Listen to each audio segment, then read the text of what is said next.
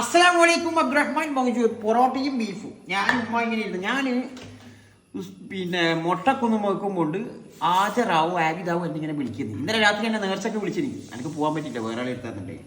അപ്പോൾ നോക്കുമ്പോഴേക്ക് പൊറോട്ടയും നേർച്ച ഉണ്ടായി, ഒരു മറ്റേ മജ്ബൂസലുണ്ടായി. അപ്പോൾ ആജറ സെമീറിൻ്റെ ഓള് തന്നതാണ് ഇത്, ആബിദാവും കൂടിയിട്ട്. ഏത് പൊറോട്ട, ഇന്നലെ രാജ്യത്തെ പൊറോട്ടയാണ് ഞാൻ ചൂടാക്കുമ്പോഴൊക്കെ നല്ല ക്രിസ്പി മാതിരിയായി.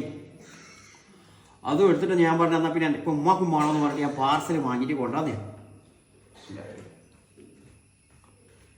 ഇനി ഞാൻ ഇത് ഇന്നലെ എനിക്ക് ഇത് കിട്ടിയാൽ ഉമ്മാനോട് പറഞ്ഞെന്നറിയാം, പഠിക്കുമ്പോൾ കൊണ്ടുവന്നിട്ടില്ല അവാർഡ് പോയിട്ട്. 40 വയസ്സായിരുന്നു ഇത് കൊടുത്തിട്ട് പോകുമ്പോൾ അതിനാണ്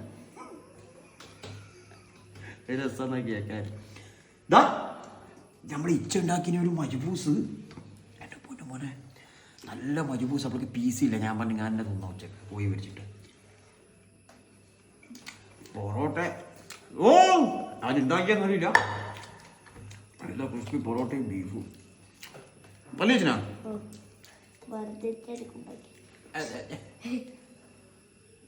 ഇതെന്താന്ന് വെച്ച് കഴിഞ്ഞാൽ നമ്മളെ പെങ്ങളുണ്ടാക്കിയ വട്ടൂരിയാന്ന്.